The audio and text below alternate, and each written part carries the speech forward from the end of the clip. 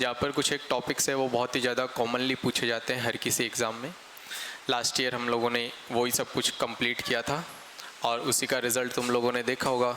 जिसने भी पेपर दिया होगा ऑलमोस्ट 90-95% क्वेश्चन है ना वो अपने कंटेंट में से आ रहे थे। तो जिस भी एग्ज़ाम की तुम लोग प्रिपरेशन करने जा रहे हो उसमें एक सब्जेक्ट तुम्हारे आएगा जीके जीएस का, जनरल अवेयरनेस का, और जनरल अवेयरनेस में पढ़ाऊँगा तुम लोगों को। कंप्लीट टॉपिक हम लोग पढ़ेंगे और जितना करवाऊँगा ना मैक्सिमम पॉसिबिलिटी वही रहेगी कि तुम्हारे पेपर में direct as it is question ऐसे कैसे तुम्हें मिल जाएंगे। Is that clear? स्टार्ट करते हैं हम लोग। सबसे पहले कुछ सिलेबस के बारे में डिस्कस करता हूँ।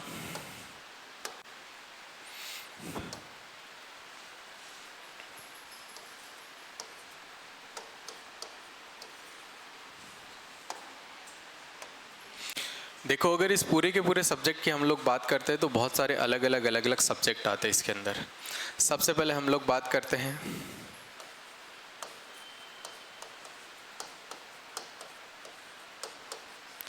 Very important static GK.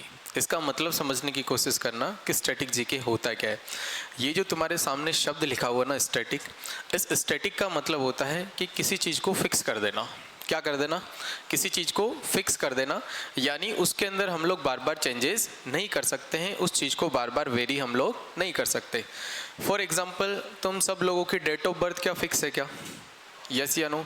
क्या तुम लोग अपने डेट ऑफ बर्थ को बार बार चेंज कर सकते हो क्या? तो ये डेट ऑफ बर्थ वाला जो सेक्शन है वो किसके अंदर कंसिडर कर लिया जाएगा? स्टैटिक में। मैं अगर बोलता हूँ कि इस पूरे के पूरे राजस्थान का सबसे बेस्ट इंस्टीट्यूट है जीएमआर, क्या इसको कोई बार बार बदल सकता है क्या? नहीं बदल सकता। ये क्या है? स्टैटिक है। अगर मैं बोलूँ कि हवा महल कहाँ पर है, बताओ भाई कहाँ पर है हवा महल? जयपुर में। क्या इसको कोई बार बार बदल सकता है क्या? तो कुछ ऐसे पॉइंट्स होते हैं, कुछ ऐसे फैक्ट्स होते हैं जिनको हम लोग बार बार चेंज नहीं कर सकते, उसको कंसिडर किया जाता है किसके अंदर? स्टैटिक जीके के अंदर। बताओ, पहला पॉइंट क्लियर है क्या सबको? फिर अपन बात करते हैं इसके अंदर पॉलिटी। अगर पॉलिटी की बात करते हैं राज व्यवस्था की, तो इसके अंदर हम लोग ये चीज़ जानने की कोशिश करते हैं कि आखिरकार राजतंत्र क्या होता है, पॉलिटिकल सिस्टम क्या होता है, कैसे इसको रेगुलेट किया जाता है, कौन इसको कंट्रोल करता है, किसके अंडर में इसकी अथॉरिटी होती है, और कौन यहाँ से रूल्स एंड रेगुलेशन सारे के सारे बनाता है। फिर एक किसी भी कंट्री के अंदर एक गवर्नमेंट होती है, जो गवर्नमेंट उस पूरी की पूरी कंट्री के अंदर गवर्नेंस करती है, शासन चलाती है। बताओ, हमारे देश का क्या नाम है? और भारत देश के अंदर कौन सी सरकार बनी हुई है?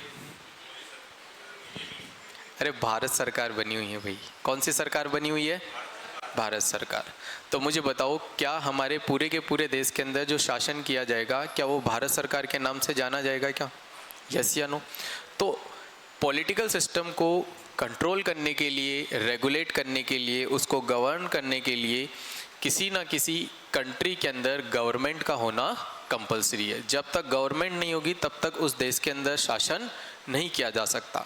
इतनी सी चीज़ सोचो कि मान लो आज अगर भारत सरकार नहीं होती तो बताओ, क्या हम लोग एग्ज़ाम के अंदर फॉर्म भरते क्या?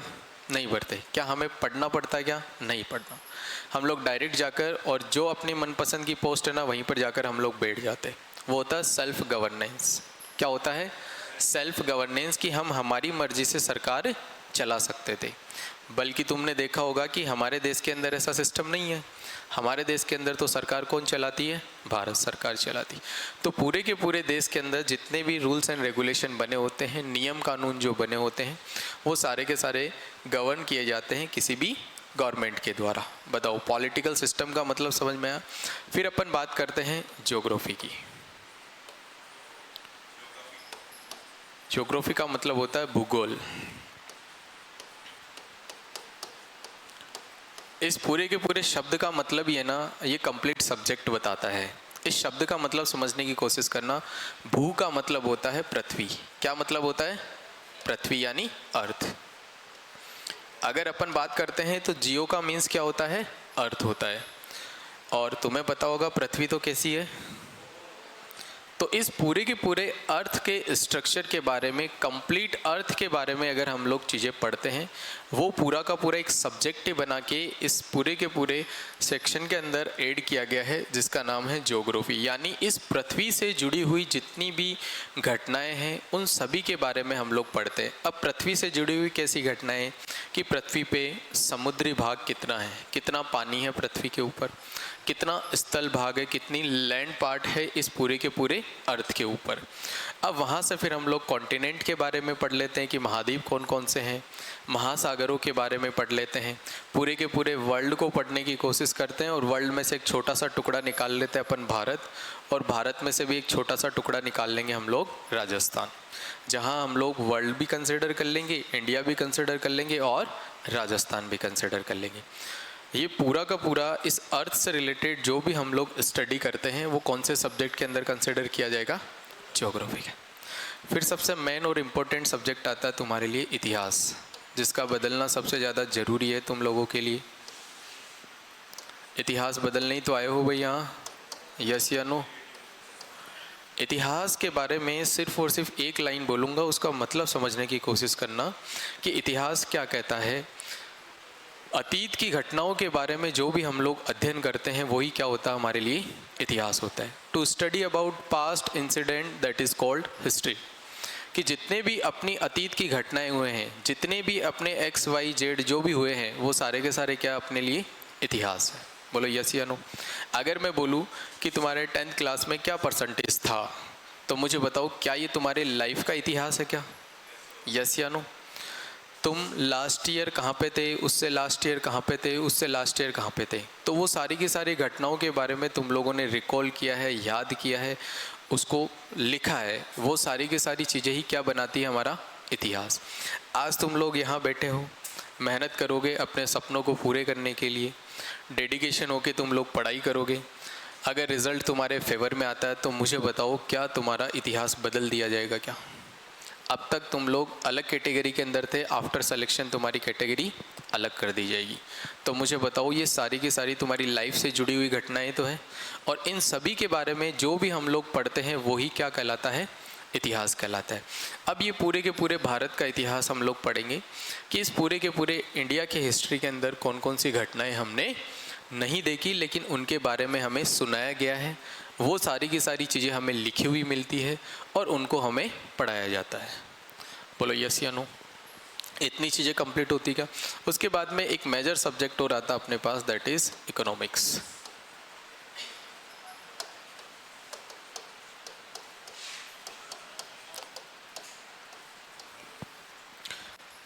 What is the actual mean of economics? अर्थशास्त्र का वास्तविक अर्थ क्या है? बहुत सारे अलग अलग लोग आए हैं और उन्होंने अपने अपने अलग अलग विचार दिए हैं। इन सभी लोगों के अंदर से एक व्यक्ति था जिसका नाम था एडम स्मिथ। क्या नाम था? Adam Smith. और उन एडम स्मिथ को बोला जाता है फादर ऑफ इकोनॉमिक्स। क्या बोला जाता है? Father of economics. देखो अगर अपन बात करते हैं, एक टर्म्स आती है अपने पास इकोनॉमिक्स और एक टर्म आती है अपने पास इकोनॉमी। इन दोनों टर्म्स के बीच के अंदर बहुत बड़ा डिफरेंस है। इसका मतलब होता है अर्थव्यवस्था। क्या मतलब होता है? अर्थव्यवस्था। तो एक तो अपन ने देखा है अर्थशास्त्र और एक देखा अपन ने अर्थव्यवस्था। अर्थशास्त्र, economics is considered as a subject. अर्थशास्त्र एक विषय है। क्या है? अर्थशास्त्र एक विषय। बट याद रखना, इस विषय के अंदर जो कुछ भी चीज़ हम लोग पढ़ते हैं उसको अप्लाई कहाँ पे किया जाता है? इकोनॉमी के अंदर किया जाता है। कहाँ पर अप्लाई किया जाएगा? इकोनॉमी में। अब एक छोटी सी कहानी मैं तुम्हें रिलेट करवाने की कोशिश करूँगा, समझने की कोशिश करना मेरी बातों को। कि मान लो आज तुम्हारी इकोनॉमिक्स है वो जीरो है। क्या है? जीरो। इकोनॉमिक्स क्या है? सब्जेक्ट। यानी तुम्हारी नॉलेज क्या है? जीरो है। तो मुझे बताओ बिना नॉलेज के अगर तुम लोग कहीं पे भी जाओगे तो क्या तुम्हें कोई काम मिल सकता है क्या? नहीं मिल सकता। काम नहीं मिलेगा तो पैसा नहीं आएगा अपने पास। यस या नो? यानी पैसा नहीं आ रहा, इट मीन्स तुम्हारी इकोनॉमी क्या हो जाएगी? गड़बड़ा जाएगी। तुम्हारी इकोनॉमी क्या है? जीरो। इकोनॉमी जीरो कैसे हुई? क्योंकि तुम्हारी इकोनॉमिक्स क्या है? जीरो है। आज अगर मान लो तुम लोग डॉक्टर बन जाते हो, नर्सिंग ऑफिसर बन जाते हो, लेट सपोज उसके बाद में तुम्हें थोड़ा बहुत ट्रेनिंग दिया जाएगा, यस या नो। वहाँ पर तुम्हें चीज़ें सिखाई जाएगी, सिखाने के बाद ही तो तुम लोग उन चीज़ों को अप्लाई करोगे। पेशेंट्स आएंगे, पेशेंट आने के बाद में उनका इलाज करोगे, पेशेंट तुम्हें पैसा दे के जाएगा।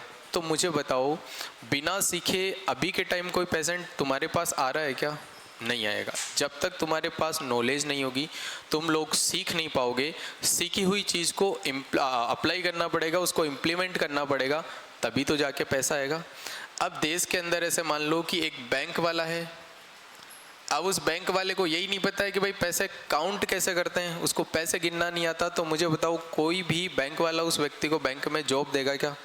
नहीं देगा। अगर इसको बैंक के सारे काम आते हैं तो मुझे बताओ, कोई भी बैंक वाला इसको जॉब दे देगा क्या? और जॉब के बदले इसको क्या मिलेगा? पैसा। पैसा मिलेगा तो मुझे बताओ, क्या इसकी खुद की जो सेल्फ इनकम है क्या वो बढ़ेगी क्या? और सेल्फ इनकम बढ़ेगी तो ये ज़्यादा से ज़्यादा पैसा खर्च करेगा अपनी ज़रूरत की चीज़ें पूरी करने के लिए। गाड़ी भी होगा, बंगला भी होगा, घर भी होगा, सब कुछ होगा। तो मुझे बताओ, जब वो अपना पैसा देश के अंदर खर्च करेगा तो देश की जो जीडीपी है क्या वो बढ़ेगी क्या? यानी हम लोग कह सकते हैं इकोनॉमी क्या हो जाएगी? डेवलप। पहले भारत के अंदर सिर्फ और सिर्फ क्या था? कृषि थी, खेती करते थे भारत वाले लोग। स्टार्टिंग में जब भारत को आज़ादी मिली थी, सबके पास ज़मीनें थी, सब लोग खेती करते थे और खेती करके ही अपना पेट भरते थे। तभी जाके भारत है वो इतना पीछे रह गया। लेकिन फिर भी भारत ने धीरे धीरे धीरे धीरे अपनी जो इकोनॉमी है उसको डेवलप किया है, और आज हमारा देश भारत है वो विश्व में चौथे नंबर पे आता है। कौन से नंबर पे आता है? 4th रैंक पे आता है इस इकोनॉमी के मामले में। मुझे बताओ, क्या इस सब्जेक्ट से रिलेटेड जितने भी अपने पास सब्जेक्ट थे, क्या उन सभी के बारे में तुम्हें चीज़ें समझ में आती है क्या? ये एक बेसिक फाउंडेशन है, एक बेसिक स्ट्रक्चर है जो तुम सभी लोगों को पता होना चाहिए कि इस पूरे के पूरे सब्जेक्ट में हमें पढ़ना क्या क्या है। सिलेबस बहुत वास्ट है, बहुत बड़ा सिलेबस है, बट याद रखना, तुम्हें सिर्फ और सिर्फ वो चीज़ पढ़ाई जाएगी जहाँ डायरेक्ट एग्जाम में तुम्हें क्वेश्चंस देखने को मिलेंगे। Is that clear? चलो स्टार्ट करते हैं हम लोग सबसे पहले स्टैटिक सेक्शन से। कहाँ से स्टार्ट करेंगे अपन? स्टैटिक सेक्शन से। हेडिंग लिख लो सबके सब स्टैटिक जी की।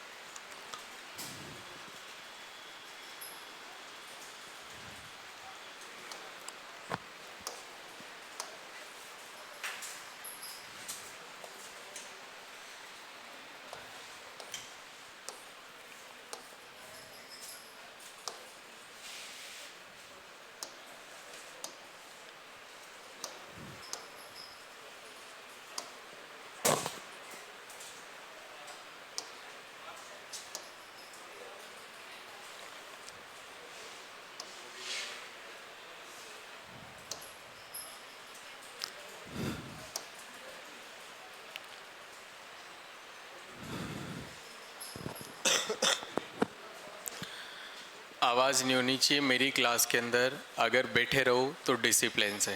तुम्हें लगता है कि मेरे अंदर डिसिप्लिन नहीं है, बी ऑनेस्ट, क्लास के बाहर जा सकते हो, मैं तुम्हें कभी भी नहीं रोकूंगा।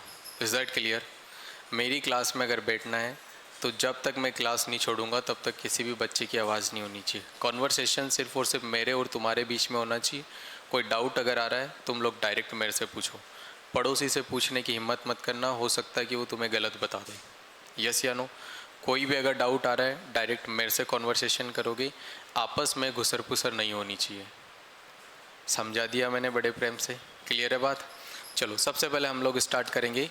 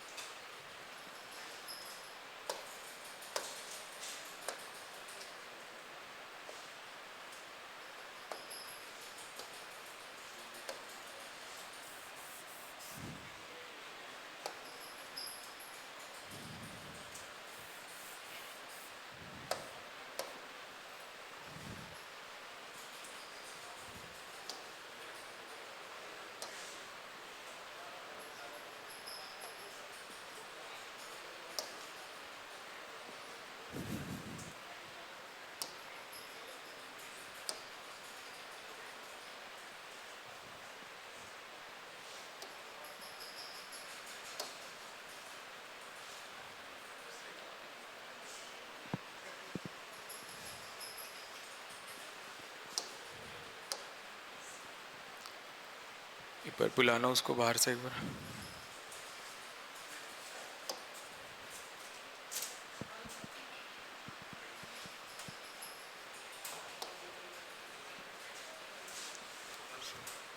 अलग पेज वाला ऑप्शन नहीं आ रहा इसमें, आगे नेक्स्ट स्लाइड वाला या पेज वाला ऑप्शन नहीं आ रहा। ओके ओके भाई।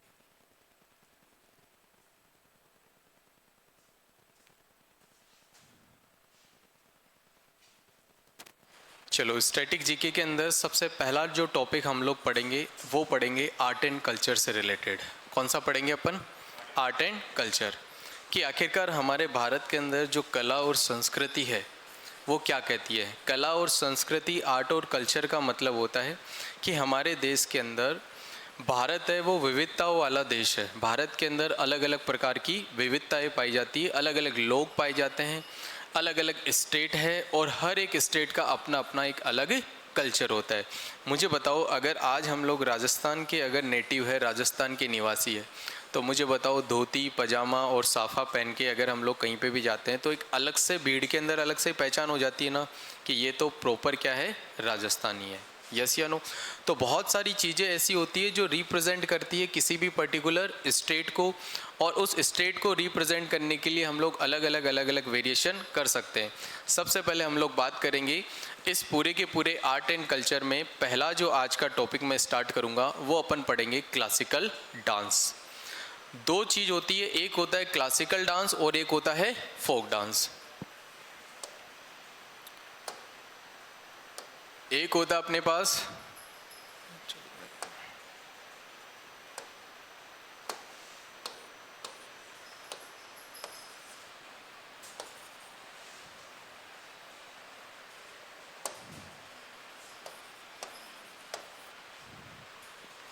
चलो सुनने की कोशिश करना। एक होता है क्लासिकल डांस और एक होता है फोक डांस। क्लासिकल डांस, शास्त्रीय नृत्य किसे कहते हैं? अब बड़े ध्यान से सुनोगे। एक ऐसा नृत्य जो बहुत पुराने समय से चलता आ रहा हो और उस पुराने समय के अंदर वो नृत्य किसी देवी या देवता के द्वारा किया गया हो, या किसी गॉड या गॉडेस के द्वारा परफॉर्म किया गया हो, या उनको डेडिकेट किया गया हो। ऐसे नृत्य को हम लोग किसके अंदर इंक्लूड करते हैं? शास्त्रीय नृत्य के अंदर। क्या बताया है क्लासिकल डांस फॉर्म के बारे में? कि एक ऐसा नृत्य जो बहुत पुराने समय से चलता आ रहा हो, किसी देवी या देवता के द्वारा किया गया हो, या उनको समर्पित किया गया हो, उनको डेडिकेट किया गया हो। ऐसे डांस फॉर्म को किस नाम से जाना जाता है? क्लासिकल डांस फॉर्म के नाम से, यानी शास्त्रीय नृत्य के नाम से। इस शास्त्रीय नृत्य के अंदर एक फिक्स फॉर्मेट होता है। क्या होता है? एक फिक्स फॉर्मेट। इसके अंदर संगीत फिक्स होता है, संगीत के अंदर ताल फिक्स होती है, स्टेप फिक्स होते हैं कि इस स्टेप के बाद में यही आएगा, इस ताल के बाद में यही आएगा। एक विशेष प्रकार की कुछ पूजा होती है। कुछ ऐसे क्लासिकल डांस है जहां परफॉर्म करने से पहले किसी देवी या देवता की पूजा की जाती है, उसके बाद में ही वो आर्टिस्ट कहाँ जाते हैं? स्टेज पे जाते हैं और अपनी परफॉर्मेंस करते हैं। तो क्लासिकल डांस फॉर्म का मतलब क्या हुआ? कि एक ऐसा डांस फॉर्म जो पर्टिकुलर बहुत पुराने समय से किया जा रहा है, पर्टिकुलर किसी गॉड या गॉडेस को डेडिकेट किया जाता है, और अगर अपन बात करते हैं तो उसमें एक फिक्स फॉर्मेट होता है। उस फिक्स फॉर्मेट के हिसाब से ही सारे के सारे स्टेप्स वगैरह है वो किए जाते हैं। उनको बोला जाता है क्या? Classical dance. अगर हम लोग बात करते हैं हमारे भारत की, तो हमारे भारत के अंदर टोटल जो क्लासिकल डांस है वो कितने हैं? 8। कितने बने हुए हैं? 8। बहुत बार एग्जाम में तुम लोगों से डायरेक्ट क्वेश्चन पूछ लिया जाएगा कि शास्त्रीय नृत्यों की संख्या है वो कितनी है, total number of classical dance form in India.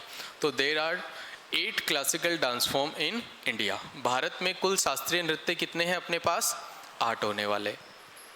अब सबसे बड़ा मुद्दा ये है कि अभी के टाइम अगर मैं तुम लोगों से पूछूं कि ऐसे कितने बच्चे हैं जिनको 8 के 8 क्लासिकल डांस फॉर्म याद है? कोई बता सकता है मुझे? कितने ऐसे स्टूडेंट हैं जिनको टोटल 8 क्लासिकल डांस फॉर्म याद है भारत के? किसी को नहीं पता है। अब यहाँ से एक छोटा सा मेजर डिफरेंस तुम लोग देखना। सिर्फ और सिर्फ मुझे 2 मिनट का टाइम दो। तुम लोग लाइफ में, ज़िंदगी में कभी इन 8 क्लासिकल डांस फॉर्म को नहीं भूल पाओगे। रटवाऊंगा नहीं कभी भी, सिर्फ और सिर्फ लॉजिक कनेक्ट करेंगे अपन। एक अलग तरीके से मैं ये पूरी की पूरी चीज़ें तुम लोग को पढ़ाने वाला हूँ, जहाँ तुम्हारा काम बहुत आसान होगा। जिस क्वेश्चंस में अदर कॉम्पिटिटिव स्टूडेंट को प्रॉब्लम्स आएगी, वहाँ पर मेरे बच्चे हैं वो जीत के आएंगे। यही सबसे बड़ी पावर है तुम्हारी इस कॉम्पिटिटिव एग्जामिनेशन में। पढ़ के तुम लोग सिलेक्शन नहीं ले सकते, तुम्हारा विज़न अलग होना चाहिए, तुम्हारा थॉट प्रोसेस अलग होना चाहिए, तुम्हारी स्ट्रेटजी अलग होनी चाहिए, वही तुम्हें आगे लीड देगी और वही तुम्हें इस कंपटीशन के अंदर जिताएगी। मुझे इतनी सी बात बता दो, अभी तक जो चीज़ मैंने तुम्हें बताई है, क्या तुम्हें इतनी चीज़ समझ में आती है? क्या भारत में कुल शास्त्रीय नृत्यकों की संख्या कितनी है? 8 है। ये डिजिट याद हो जाएगा तुम्हें। फिर अपन बात करेंगे कि आखिरकार वो 8 शास्त्रीय नृत्य कौन कौन से हैं और उन 8 शास्त्रीय नृत्यकों के स्टेट कौन कौन से। एग्जाम में कैसे कैसे क्वेश्चंस है वो अपन लोगों से पूछ लिए जाएंगे।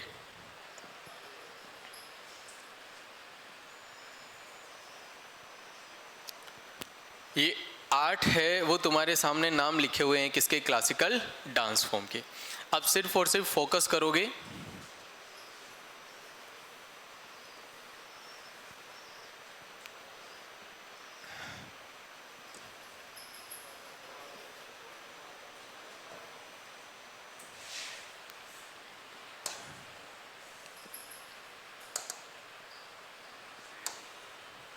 अब विजिबल है?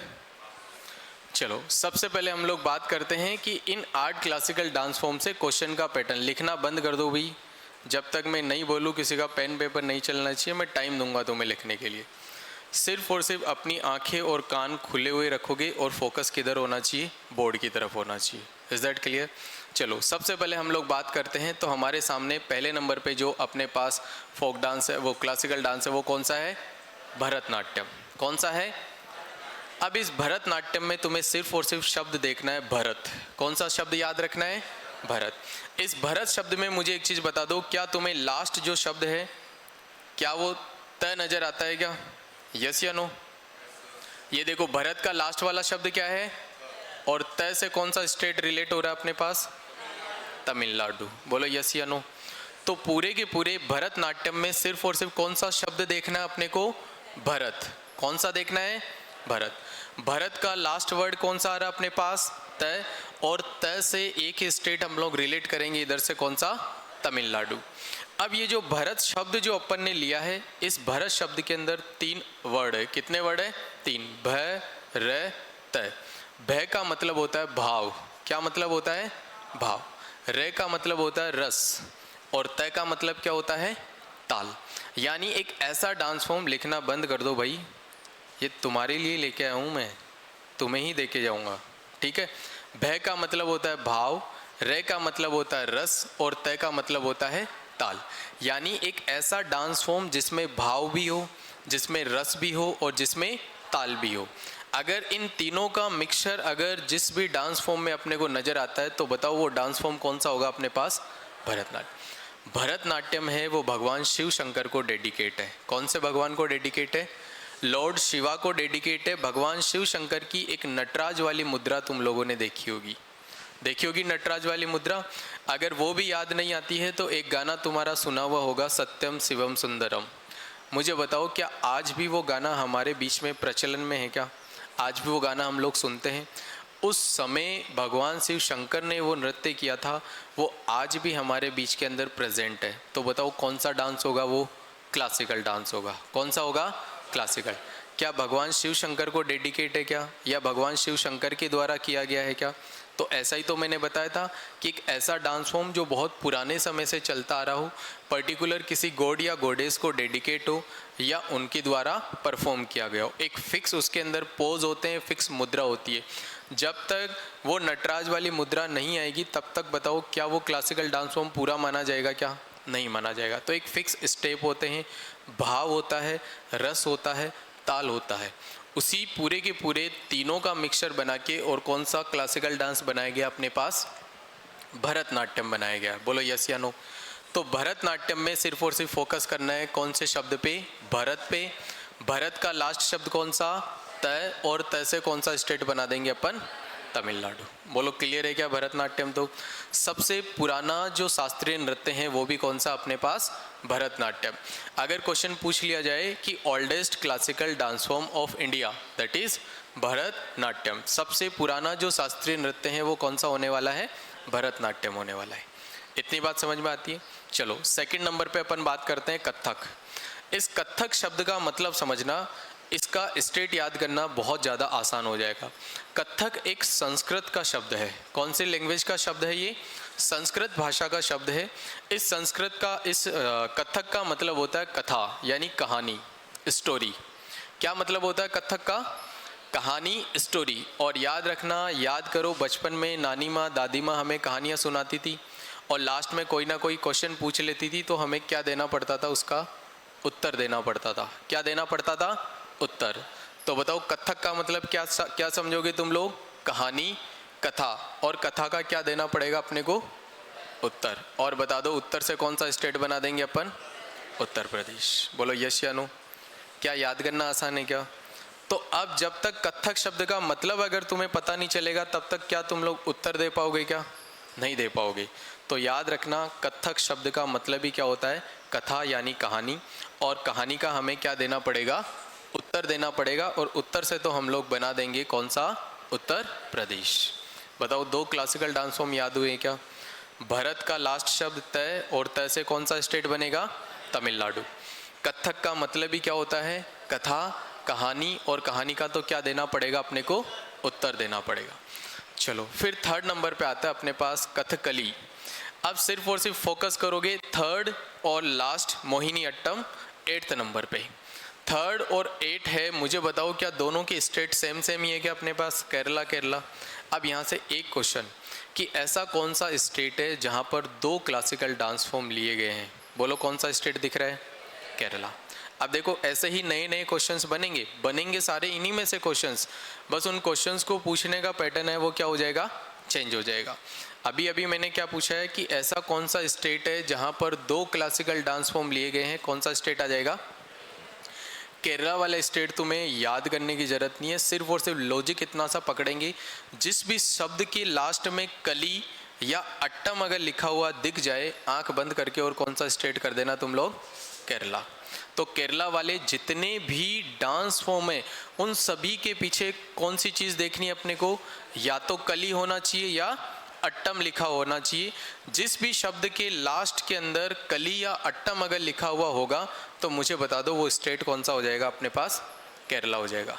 मुझे बताओ क्या थर्ड और 8th जो क्लासिकल डांस फॉर्म है वो क्या कंप्लीट हो जाएगा? क्या केरला वाले दोनों के दोनों याद हो जाएंगे क्या? सिर्फ और सिर्फ क्या याद रखना है केरला के अंदर कि लास्ट शब्द के अंदर क्या होना चाहिए? कली या अट्टम होना चाहिए। इतनी बात क्लियर है? चलो नेक्स्ट बढ़ते हैं। फिर अपन 4th नंबर पे फोकस करोगे कुचिपुड़ी। इस कुचिपुड़ी के अंदर मुझे बताओ लास्ट जो 2 शब्द है वो कौन सा नजर आ रहा है तुम्हें? पूड़ी। और पूड़ी तो तुम लोग खाते हो भाई, यस या नो? अब मान लो कि घर पे अगर पूड़ी बन रही है और अगर तुम्हें कच्ची पूड़ी अगर पकड़ा दी जाए तो तुम लोग क्या बोलोगे कि मम्मी इसको ठीक से बनाते तो सही, ये पूड़ी तो कैसी है? कच्ची है। क्या हम लोगों को पता चल जाएगा क्या? लेकिन मुझे बताओ अगर एक व्यक्ति अंधा है और उसको अगर पूड़ी पकड़ा दी जाए, चाहे वो कच्ची है चाहे वो पकी हुई है, क्या उस अंधे व्यक्ति को पता चलेगा? क्या वो नहीं देख पाएगा? तो याद कैसे रखोगे कि अंधे व्यक्ति को पता नहीं चलेगा कि पूड़ी कच्ची है या पकी हुई है। और अंधे व्यक्ति से बताओ कौन सा प्रदेश बनाएंगे अपन? आंध्र प्रदेश। और पूड़ी से कौन सा बना देंगे अपन? कुचिपुड़ी। तो बताओ कौन से व्यक्ति को पता नहीं चलेगा कि पूड़ी कच्ची है या पकी है? अंधे व्यक्ति को। और अंधे व्यक्ति से ही लॉजिक बनाएंगे हम लोग किसका? आंध्र प्रदेश का। क्लियर है कुचिपुड़ी का कॉन्सेप्ट? फिर अपन बात करते हैं। तो देखो 2 ऐसे क्लासिकल डांस फॉर्म है जिनका नाम उनके स्टेट के नाम पे ही रखा गया है। क्या तुम लोगों को ओडिसी है वो ओडिशा का नज़र आ रहा है क्या? और मणिपुरी है वो मणिपुर का नज़र आ रहा है क्या? तो क्वेश्चन ऐसे भी पूछा जा सकता है कि कितने ऐसे शास्त्रीय नृत्य हैं जिनका नाम उनके राज्य के नाम पे ही रखा गया है, जिनका नाम उनके स्टेट के नाम पे ही रख दिया गया है? तो ऐसे कितने क्लासिकल डांस फॉर्म बने हुए हैं? 2। ओडिसी है वो कहाँ का हो जाएगा? ओडिशा का। और मणिपुरी है वो कहाँ का हो जाएगा? मणिपुर का। ये भी आसान था अपने लिए। फिर एक लास्ट बचता है अपने पास सत्रिया। इस सत्रिया को अगर मैं थोड़ा सा अगर कन्वर्ट कर दूं तो हो सकता है कि मैं इसको ज़िंदगी में कभी भी नहीं भूलूं।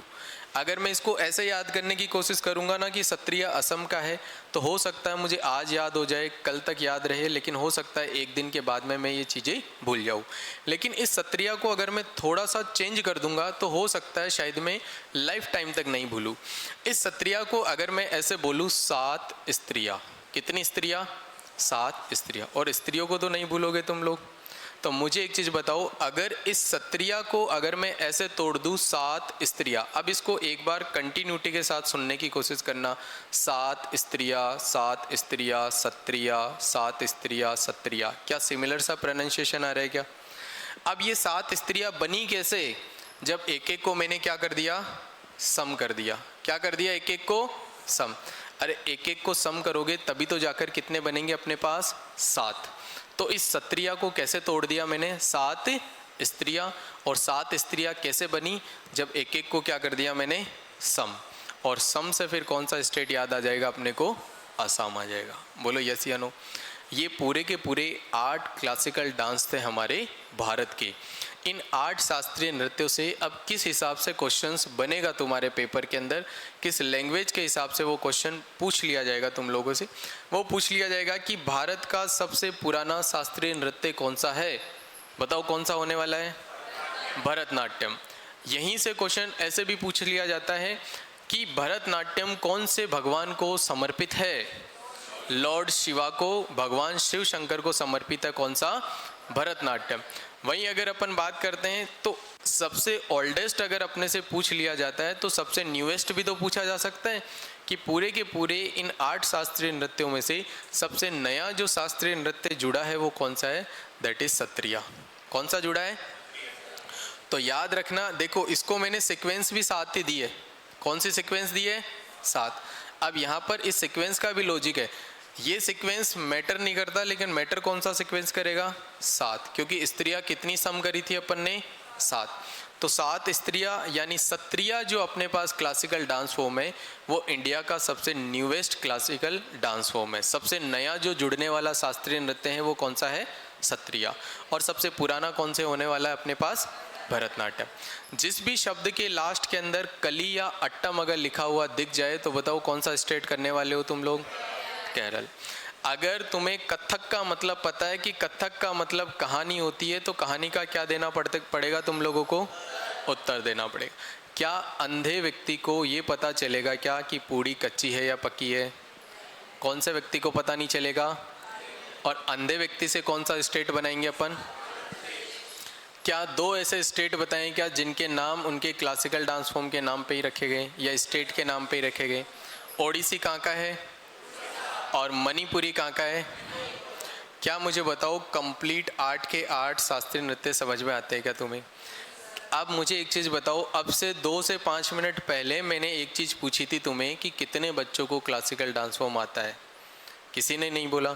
लेकिन अब अगर सेम क्वेश्चन में मैं वापस से अगर रिपीट करूं कि ऐसे कितने बच्चे हैं जो मुझे अब ये बता सकते हैं कि सर मुझे पूरे के पूरे 8 क्लासिकल डांस फॉर्म याद है? Raise your hand.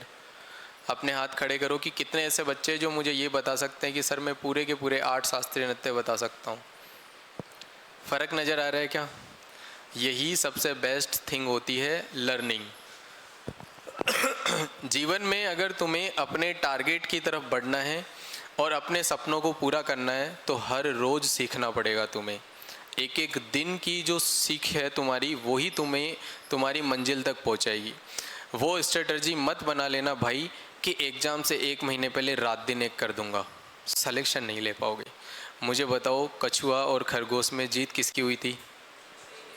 निरंतरता, कंटिन्यूटी यही कहती है कंपटीशन का। अकॉर्डिंग टू मी, मेरे 6 साल का एक्सपीरियंस है इस पूरे के पूरे कंपटीशन के जर्नी के अंदर।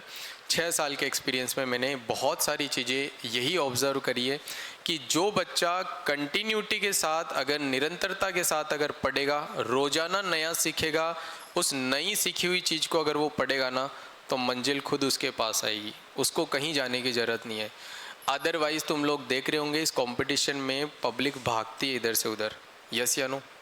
तुमने देखा होगा कुछ एक वैकेंसी के लिए लाखों के अंदर फॉर्म भरे जाते हैं लेकिन सिलेक्शन तो कुछ एक का ही होता है। वो कुछ एक का सिलेक्शन कैसे होता है? एक तो उनका डेडिकेशन, दूसरी उनकी कंटिन्यूटी। शुरू में हर बच्चा भागता है, समझ रहे हो मेरी चीज़ को? शुरू में हर बच्चा भागेगा, सबके अंदर डेडिकेशन होता है, लेकिन लास्ट तक कौन टिकेगा, जीत उसी की होती है। यस या नो? बहुत सारे ऐसे बच्चे होते हैं मंजिल यहाँ होती है, यहाँ तक पहुँच के पूरा दम लगा देते हैं, फिर लास्ट में क्या सोचते हैं कि नहीं हो पाएगा यार, वो वापस आ जाते हैं। और वो बच्चा जो धीरे धीरे आगे बढ़ रहा है, उसको ये पता है मैं आज अगर कुछ नया सीखूंगा तो मेरे अंदर इम्प्रूवमेंट आएगा। तो डेली की लर्निंग है ना, वही तुम्हें तुम्हारी मंजिल तक पहुंचाएगी। इस पूरी की पूरी स्टोरी का, क्लासिकल डांस की स्टोरी का समझाने का मतलब ये था, एग्ज़ाम में कभी भी एक क्वेश्चन पूछा जा सकता है तुमसे, रैंडमली कभी भी पूछा जा सकता है, किसी भी पेपर के अंदर आ सकता है। मुझे बताओ, अब अगर क्लासिकल डांस से क्वेश्चन आएगा तो क्या तुम्हारा गलत होगा? क्या क्वेश्चंस मैं मिलवाऊंगा तुम्हें, मैं जो पढ़ाऊंगा वो क्वेश्चंस 100% तुम्हें पेपर में मिलेंगे। अब अगर मैं जो पढ़ा रहा हूँ वो अगर तुम लोगों को याद है तो बताओ क्या तुम्हारे मार्क्स आएंगे? क्या? और मार्क्स आएंगे तो सिलेक्शन डेफिनेटली से होने वाला है।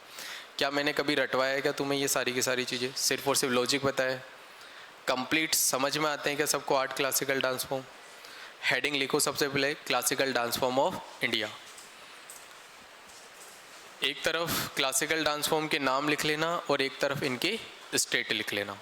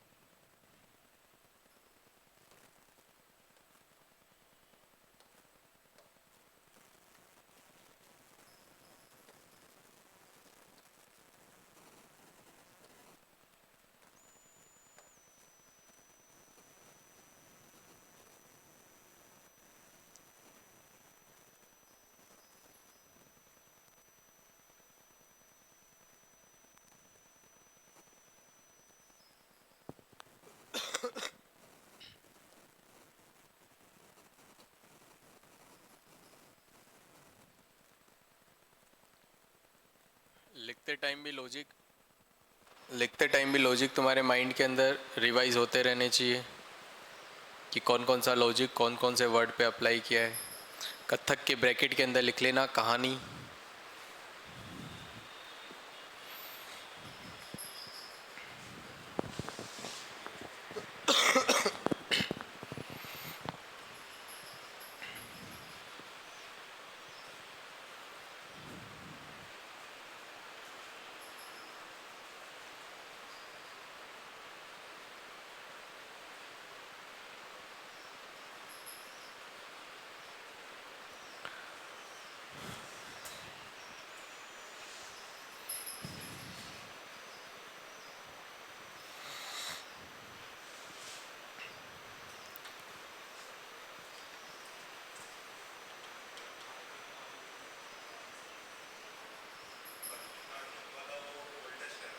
हाँ, oldest classical dance form of India, Bharat का सबसे प्राचीन जो शास्त्रीय नृत्य हैं वो कौन सा हो जाएगा?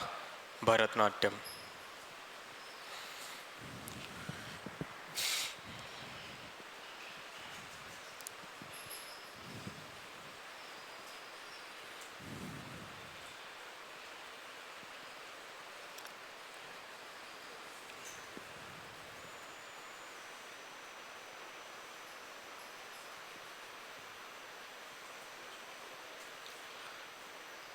बताओ लिखा क्या कंप्लीट? सबसे नया है सत्रिया, ये न्यूएस्ट क्लासिकल डांस फॉर्म है। और सबसे ओल्डेस्ट कौन सा हो जाएगा? भरतनाट्यम हो जाएगा।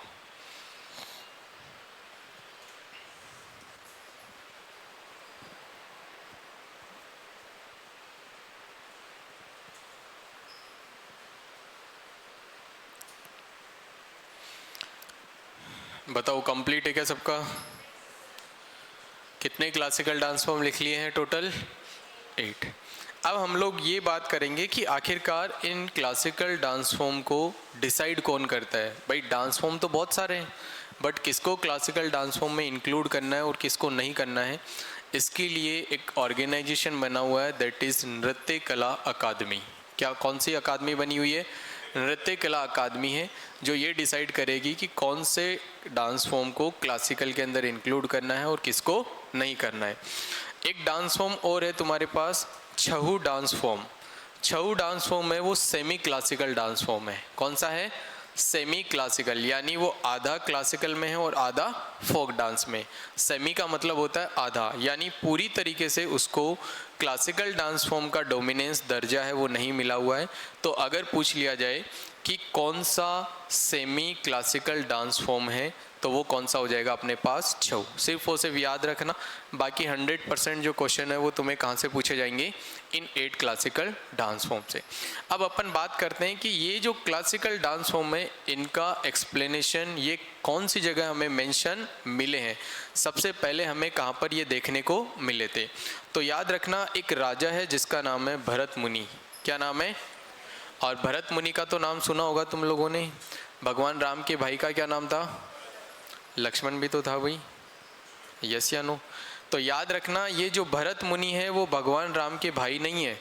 ये भरत मुनि है माता शकुंतला और एक राजा था दुष्यंत, उनके पुत्र हुआ, और उस पुत्र का क्या नाम रखा गया? भरत ऋषि, भरत मुनि। और उसी भरत के नाम पे हमारे देश का क्या नाम रखा गया है? भारत। जो आज हम लोग प्राउडली कहते हैं कि हमारे देश का क्या नाम है? भारत। तो वो भारत देश का नाम है, वो किसके बेस के ऊपर रखा गया है? एक राजा था, एक ऋषि मुनि था जिसका क्या नाम था? भरत। तो वो जो भरत मुनि है उन्होंने एक बुक लिखी थी नाट्य शास्त्र। कौन सी? नाट्य शास्त्र। उस नाट्य शास्त्र में सबसे पहले हमें इन क्लासिकल डांस फॉर्म का एक्सप्लेनेशन मिला है। तो क्वेश्चन ऐसे भी पूछा जा सकता है कि क्लासिकल डांस फॉर्म कौन सी पुस्तक से लिए गए हैं? कौन सी ऐसी बुक है जिससे एडॉप्ट किया गया है इन क्लासिकल डांस फॉर्म को? तो वो बुक का क्या नाम हो जाएगा? नाट्य शास्त्र। नाट्य शास्त्र के राइटर है, कंपोजर है, लेखक है कि नाट्य शास्त्र किसके द्वारा लिखी गई है? तो वो व्यक्ति कौन हो जाएंगे? भरत मुनि हो जाएंगे। बताओ इतनी बात और समझ में आती क्या? 2 लाइन और ऐड करोगे इसके नीचे, लिखो शास्त्रीय नृत्य, शास्त्रीय नृत्य भरत मुनि की पुस्तक। इंग्लिश वालों को भी लिखवाऊंगा, पहले हिंदी वाले लिख लो। शास्त्रीय नृत्य भरत मुनि की पुस्तक नाट्य शास्त्र से लिए गए हैं।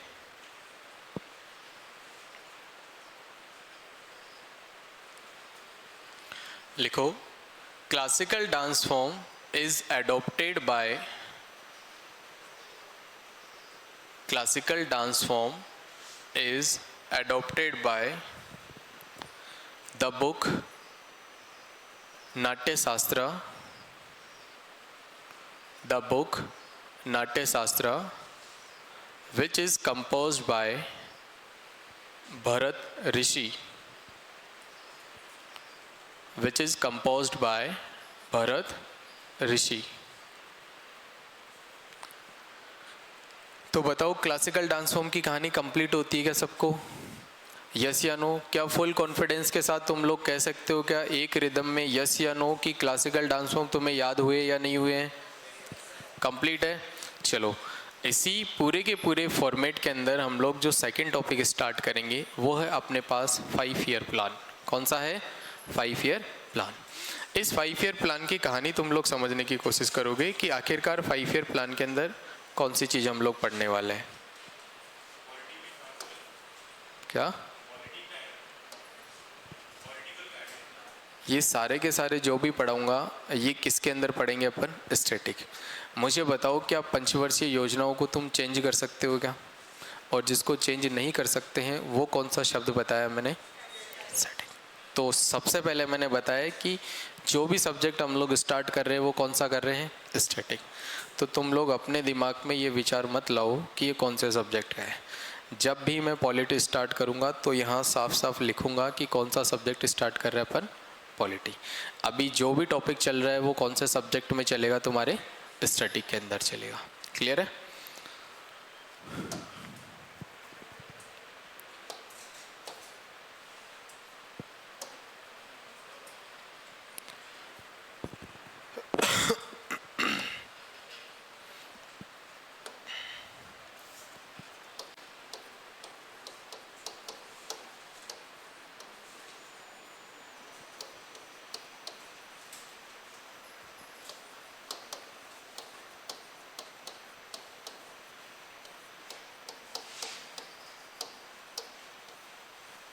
चलो, 5 ईयर प्लान का अगर हम लोग मीन समझने की कोशिश करते हैं, पंचवर्षीय योजना, तो सबसे पहले इसका मुद्दा समझना कि आखिरकार इसको लागू करने की नीड क्यों पड़ी, कि हमारे देश के अंदर ऐसी क्या सिचुएशन बनी कि हमने पंचवर्षीय योजनाओं जैसा कॉन्सेप्ट है वो अप्लाई किया है।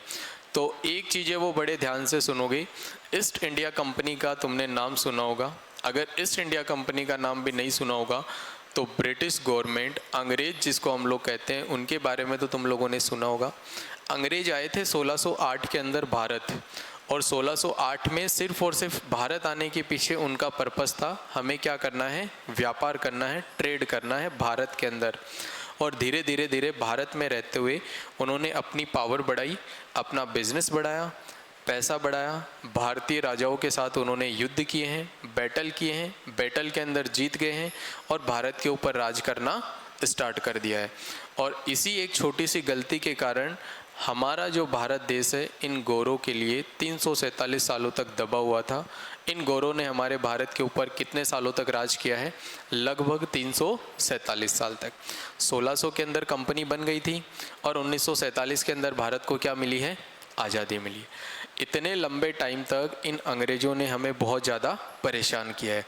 कैसे जैसे करके नेशनल मूवमेंट हो, चाहे रिवॉल्यूशन हो, चाहे कांग्रेस की स्थापना हो, कैसे जैसे करके, और भारत ने इन अंग्रेज़ों से क्या ले ली है? आज़ादी। क्या ले ली है? आज़ादी। अब ये पूरा का पूरा जो कॉन्सेप्ट है वो है आज़ादी के बाद का, आफ्टर इंडिपेंडेंस। तो मुझे एक चीज़ बताओ, सबसे पहले भारत है वो कब आज़ाद हो गया था? 15 अगस्त 1947। 15 अगस्त 1947 को भारत आज़ाद हो गया था। अब भारत को एक आज़ाद देश की तरह विकसित होना था, डेवलप होना था। तो मुझे बताओ, उस टाइम भारत के जो लोग थे वो अपने सेल्फ डिसीजन नहीं ले पाते थे, क्योंकि 300 साढ़े 300 सालों तक उन्होंने सिर्फ और सिर्फ किसकी बातें सुनी है? अंग्रेजों की बातें सुनी है। काम कौन बताता था उनको? अंग्रेज। और वो फिर करते कौन थे? भारतीय लोग। तो ये सेल्फ डिसीजन नहीं ले पाते थे कि अब हमें क्या करना है। तो यहाँ 1947 की आज़ादी के बाद भारत ने ये देखा कि आखिरकार हमारे से पहले और भी तो बाकी जो अदर कंट्रीज़ है उन्होंने भी तो अपनी अपनी इकोनॉमी, अर्थव्यवस्था उसको डेवलप किया होगा। तो उन्होंने कौन कौन सी चीज़ें फॉलो करी है।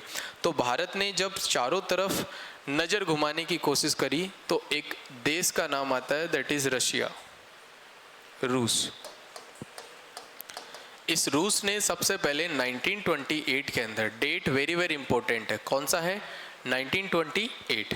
1928 के अंदर पूरे के पूरे विश्व में पहला ऐसा देश था रशिया जिसने पंचवर्षीय योजनाएं चालू करी है।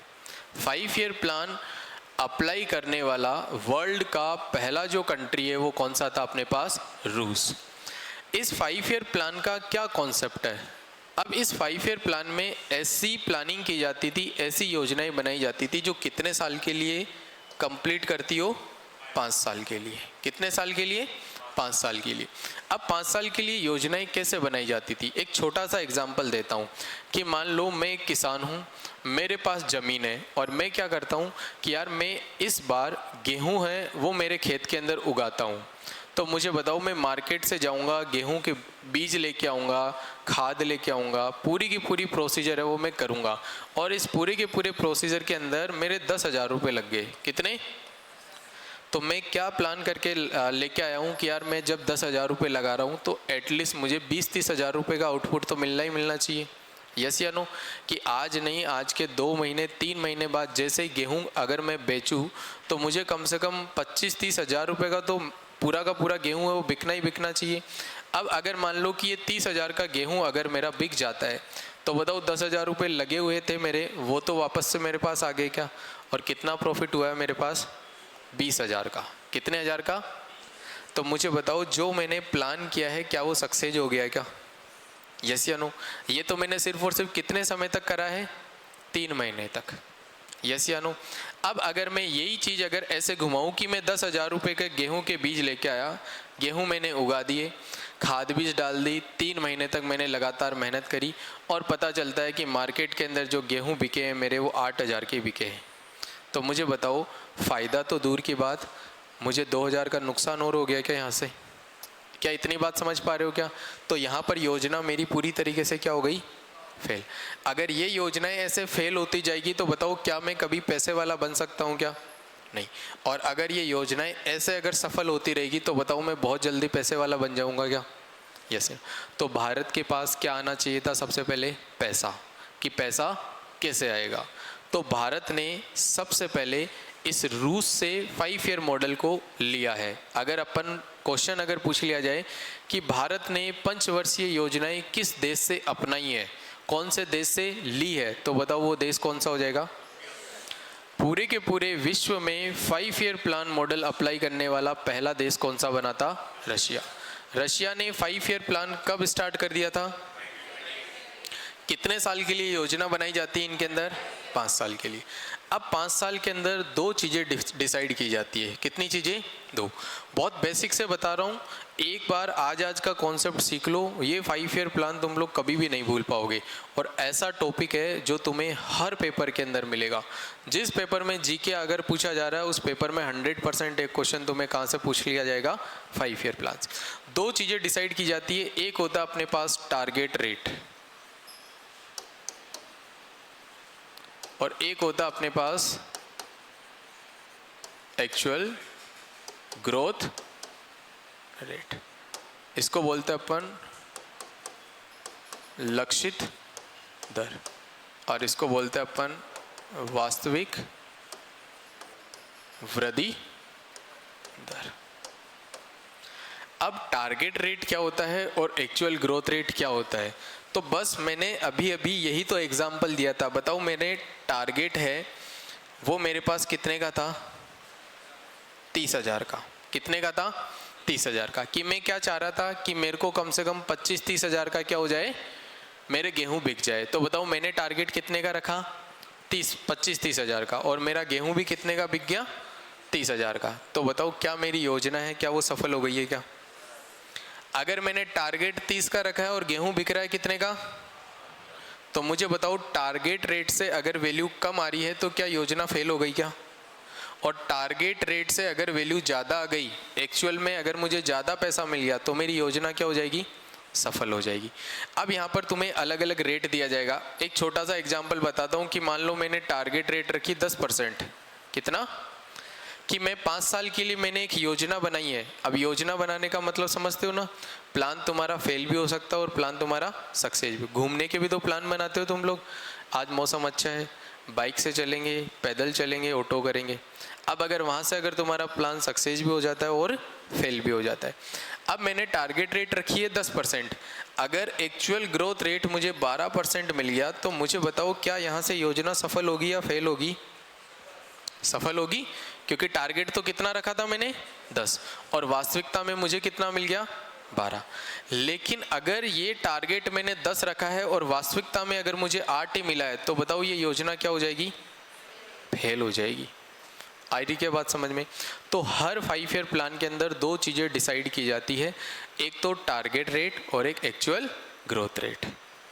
अब इन पंचवर्षीय योजनाओं को लागू करने के पीछे रीज़न क्या था? क्योंकि हमारे देश को क्या करना था? डेवलप करना था। क्या करना था? भारत को विकासशील और एक मजबूत भारत का निर्माण करना था। और विकासशील और मजबूत भारत कब बन सकता है? जब देश के अंदर पैसा आएगा। क्या आएगा? देश के अंदर पैसा आएगा और उस पैसे को फिर पूरे के पूरे देश के डेवलपमेंट के लिए लगाया जाएगा। मुझे बताओ आज से 8-10 साल पहले क्या हमारे घरों के बाहर है वो कच्ची रोडें हुआ करती थी, कच्ची सड़कें हुआ करती थी, ढंग से पानी की व्यवस्था नहीं थी, नालियों की व्यवस्था नहीं थी। धीरे धीरे जैसे जैसे देश डेवलप हो रहा है, क्या आजकल हमारे पूरे के पूरे आसपास गली मोहल्ले के अंदर पक्की रोडें हो गई है? क्या कहीं ना कहीं सुविधाएं हैं, क्या वो इम्प्रूव हुई है क्या? और आगे आगे समय के साथ और होती रहेगी। तो ये सिर्फ और सिर्फ रीज़न किसका है कि हमारे देश की जीडीपी बढ़ रही है। देश अगर बढ़ेगा तो हर व्यक्ति का क्या होगा? विकास होगा। अब यहाँ से पूरे के पूरे भारत के अंदर सिर्फ और सिर्फ भारतीय लोगों के पास एक ही काम था करने के लिए, वो है कृषि। इसीलिए बोला जाता है कि भारत कृषि प्रधान देश है। भारत के अंदर 1947 के बाद लोगों के पास काम करने के लिए एक ही ऑप्शन था, दैट इज एग्रीकल्चर, कल्टीवेशन, कृषि। यस या नो? तो भारतीय लोगों ने एक ऑर्गेनाइजेशन बना दिया, एक आयोग बना दिया जिसका नाम है प्लान कमीशन। क्या नाम है? प्लान कमीशन योजना आयोग। क्या नाम है इसका? योजना आयोग। और इस योजना आयोग का जो हेड होता है, जो प्रेसिडेंट होता है, वो हमेशा पीएम होता है। कौन होता है? पीएम, प्रधानमंत्री। जो भी देश का जिस समय जो भी प्रधानमंत्री रहेगा वो ही अगले 5 साल के लिए क्या बनाएगा? योजनाएं बनाएगा, प्लान करेगा। अब अगर अपन बात करते हैं तो भारत के अंदर पहले पहले जो प्रधानमंत्री थे वो कौन थे? पंडित जवाहरलाल नेहरू। तो क्वेश्चन ऐसे पूछा जाएगा तुम लोगों से, देखो चीज़ें जब तक पूरी तरीके से क्लियर नहीं होगी ना तब तक तुम लोग आंसर नहीं कर पाओगे। क्वेश्चन तुम्हें पढ़ा हुआ मिलेगा कि टॉपिक से रिलेटेड है, लेकिन क्वेश्चन पूछ लिया क्या जा रहा है? क्वेश्चन ऐसे पूछ लिया जाएगा, योजना आयोग का अध्यक्ष कौन होता है? अब जिसको ये पता है कि मैंने पंचवर्षीय योजना पढ़ी है, पंचवर्षीय योजना में एक ऑर्गेनाइजेशन, एक संगठन पढ़ा है, प्लान कमीशन, और उस प्लान कमीशन का जो प्रेसिडेंट होता है, जो हेड होता है, वो कौन होता है? प्राइम मिनिस्टर, यानी पीएम, प्रधानमंत्री होता है देश का। अब जब भी योजनाएं बनेगी तो फिर कौन बनाएगा उन योजनाओं को? प्रधानमंत्री बनाएगा। अब अगर क्वेश्चन ये पूछ लिया जाए कि योजना आयोग के गठन के समय इसका अध्यक्ष कौन था, तो अब तुम्हें पता होना चाहिए कि योजना आयोग के टाइम प्राइम मिनिस्टर कौन था। तो बताओ, योजना आयोग है वो 1950 के अंदर बना है। कब बना है? 15 मार्च 1950। 15 मार्च 1950 के अंदर इस्टेब्लिशमेंट हुआ है किसका? प्लान कमीशन का। इस समय भारत के जो प्रधानमंत्री थे वो कौन थे अपने पास? पंडित जवाहरलाल नेहरू। तो बताओ, पहली पंचवर्षीय योजना के समय भी अध्यक्ष कौन हो जाएंगे अपने पास? पंडित जवाहरलाल नेहरू। इतनी बात समझ में आती है? अब देखो यहाँ एक छोटा सा स्ट्रक्चर बनाऊंगा मैं, उस स्ट्रक्चर को समझने की कोशिश करना। ये है मेरे पास भारत, ये भारत है 1947 का। किसका? 1947 का। उसके बाद में एक भारत है जहां मैंने पहली पंचवर्षीय योजना बनाई है। क्या बनाई है? पहली पंचवर्षीय योजना बनाई है। पहली पंचवर्षीय योजना 1951 से लेकर 1956। क्या गिनो देके 5 साल ही होते हैं क्या? 51 से लेकर 56 तक। इसीलिए तो इसका क्या नाम रखा गया है? पंचवर्षीय योजना। यानी कितने साल के लिए प्लान करेंगे अपन? 5 साल के लिए। अब इसके अंदर इस डायग्राम में तुम लोग समझो कि यहाँ मैंने एग्रीकल्चर, खेती करना स्टार्ट कर दिया है। यस या नो? फिर अगर मैं बात करता हूँ तो सेकंड जो 5 ईयर प्लान है, इस सेकंड 5 ईयर प्लान के अंदर मैंने बड़े बड़े क्या बना दिए हैं? बिल्डिंग्स बना दी है। क्या बना दी है? बड़ी बड़ी बिल्डिंग्स बना दी है।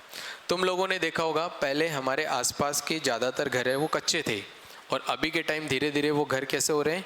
पक्के हो रहे हैं। तो बताओ, क्या रिकंस्ट्रक्शन हो रहा है क्या उनका? यस या नो? अब भारत ने ये जो इंडस्ट्रियल सेक्टर है ये क्यों बनाया है? मुद्दा तो ये है ना कि आखिरकार भारत ने दूसरी ही पंचवर्षीय योजना के अंदर इस इंडस्ट्री पे क्यों फोकस किया है? क्योंकि देखो, एग्रीकल्चर, खेती उस टाइम सब लोग कर रहे थे। ये योजना पूरी तरीके से सफल हो गई थी भारतीयों की। पहली बार प्लान किया भारत ने, योजना पूरी तरीके से क्या हो गई? सफल। ऐसा क्यों? क्योंकि हर व्यक्ति को पता था कि खेती कैसे करना है। सबने आउटपुट निकाला, बहुत सारा पैसा आया, और पैसे आते ही भारत ने उस पैसे को और भी ज़्यादा इन्वेस्ट किया। फिर बहुत सारे ऐसे लोग थे जो ये परेशान हो रहे थे कि अंग्रेजों के समय भी खेती करूं, आज़ादी के बाद भी खेती करूं। अंग्रेजों के समय मजबूरी थी, लेकिन अब तो मैं आज़ाद हूं, अब मेरी जो इच्छा होगी मैं वो काम कर सकता हूं। तो बहुत सारे भारतीय लोग हैं वो दूसरे देशों में जाना स्टार्ट कर दिए कमाने के लिए। किसके लिए?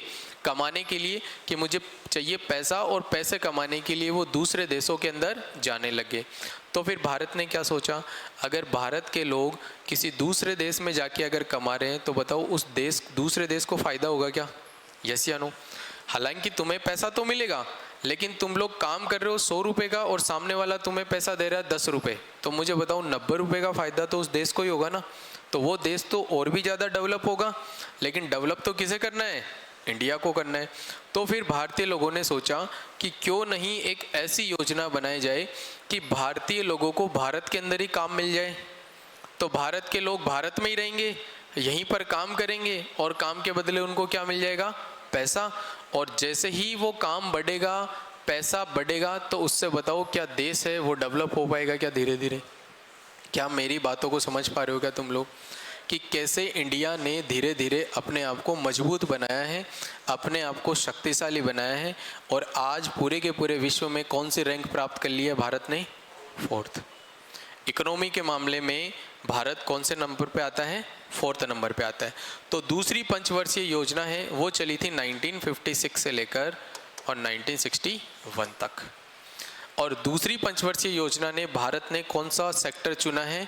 इंडस्ट्री, यानी औद्योगिकरण। बड़ी बड़ी फैक्ट्रीज, कल कारखाने और गैराज वगैरह ये सारे के सारे खोलना स्टार्ट हो गए।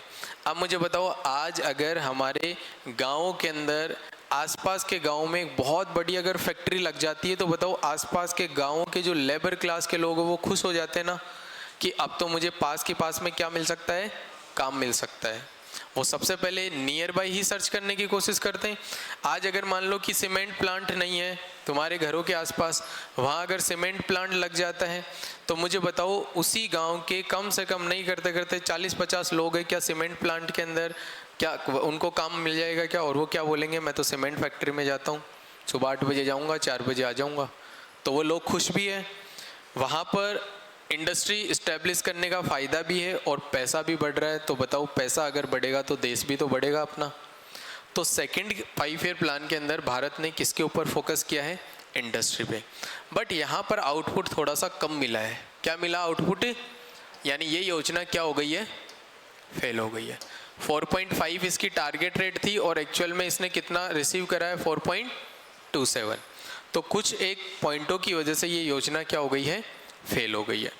अब अपन बात करते हैं थर्ड के अंदर। फिर भारतीय लोगों ने सोचा कि तीसरी पंचवर्षीय योजना में अपन एक चीज़ फोकस करते हैं। एक तो उन्होंने एक वर्ड पे फोकस कर रहा हूँ, सेल्फ, आत्मनिर्भर। सेल्फ रिलायंस का मतलब होता है कि कोई भी व्यक्ति दूसरे के ऊपर निर्भर नहीं करेगा, वो अपने आप से उन चीज़ों को इम्प्लीमेंट करेगा। तो यहाँ पर भारत ने वापस से एग्रीकल्चर पे फोकस किया है। किस पे? एग्रीकल्चर। लेकिन एग्रीकल्चर के साथ एक टर्म और जोड़ दी है, सेल्फ रिलायंस, यानी आत्मनिर्भर। आत्मनिर्भरता के साथ हर किसान अपने अपने काम को स्टार्ट करेगा। लेकिन यहाँ पर भारतीय लोगों की किस्मत है वो भारत के साथ खेल गई, और ये जो योजना है थर्ड 5 ईयर प्लान है, 1961 से लेकर 1966 तक चली है, और ये बुरी तरीके से फेल हो गई है। क्या हो गई है? सबसे ज़्यादा जो नुकसान हुआ है भारत को इन सभी पंचवर्षीय योजनाओं में, वो कौन सी पंचवर्षीय योजना है सबसे ज़्यादा नुकसान वाली? थर्ड। क्वेश्चन ये पूछ लिया जाएगा कि सबसे कम एक्चुअल ग्रोथ रेट, वास्तविक वृद्धि दर वाली जो पंचवर्षीय योजना है वो कौन सी अपने पास? तीसरी पंचवर्षीय योजना। आखिरकार क्या हुआ इस दौरान? 1961 से 66 के बीच में 2 घटनाएं हुई है। कितनी घटनाएं? 2। सबसे पहले अपन बात करते हैं तो 1962 के अंदर इंडिया चाइना वॉर हो गया। कौन सा वॉर हुआ? India China war. और अगर अपन बात करते हैं तो 1965 के अंदर एक और वॉर हो गया, that is India Pakistan war. और इन 2 वॉर के चलते हुए भारत का ये पूरा का पूरा जो प्लान था ये पूरी तरीके से गड़बड़ा गया, और जो एक्चुअल ग्रोथ रेट थी ना वो 50% से भी अंडर में आ गई है। किसके अंदर? थर्ड 5 ईयर प्लान के अंदर। लगभग 2.26 ही एक्चुअल ग्रोथ रेट कर पाया है भारत। लगभग 5.8 के समथिंग भारत ने टारगेट किया था, और एक्चुअल ग्रोथ रेट है वो कितनी कर पाया है भारत? मुश्किल से 2.26। तो बुरी तरीके से प्लान फेल हो गया था किसका, थर्ड 5 ईयर प्लान का। अब हमें पता है कि हम भारतीय लोग हैं वो डिप्रेशन में बहुत जल्दी पहुंच जाते हैं भाई, यस या नो। जैसे ही भारत ने देखा कि पहली पंचवर्षीय योजना तो सक्सेस हो गई, कॉन्फिडेंस बढ़ा, दूसरी पे ट्राई करा, दूसरी कुछ एक पॉइंटों से फेल हो गई, फिर सोचा कोई ना तीसरी में कवर कर लेंगे, लेकिन तीसरी तो पूरा का पूरा ही धोखा देके चली गई क्या भारत को। तो फिर भारतीय लोग डिप्रेशन में चले गए और भारतीय लोगों ने सोचा अब मेरी बस की बात नहीं है, मुझे थोड़े दिन के लिए क्या चाहिए, गैप चाहिए। तो भारतीय लोग इन 3 पंचवर्षीय योजनाओं के बाद में क्या करने लग गए, रेस्ट ले लिया उन्होंने। बताओ लगातार कितनी पंचवर्षीय योजना करी है भारत ने। अब 3 पंचवर्षीय योजना तो कंटिन्यूटी के साथ हो गई है, तो उसके बाद में भारतीय लोगों ने कितने साल का गैप ले लिया, 3 साल का गैप। तो ये लॉजिक है कि पहले स्टार्टिंग में 3 लगातार योजना हुई और फिर कितने साल का गैप हुआ, 3 साल का। फिर भारतीय लोगों ने अपने इरादे मजबूत करे, अलग से प्लान बनाया, और अलग से प्लान बनाने के बाद में वापस से फिर चौथी पंचवर्षीय योजना स्टार्ट करी है, कितने साल के बाद में, 3 साल के बाद में। अभी तक की कहानी समझ में आती है क्या 5 ईयर प्लान की। तो पूरे के पूरे विश्व में सबसे पहला देश कौन सा था 5 ईयर प्लान को एडॉप्ट करने वाला, रशिया।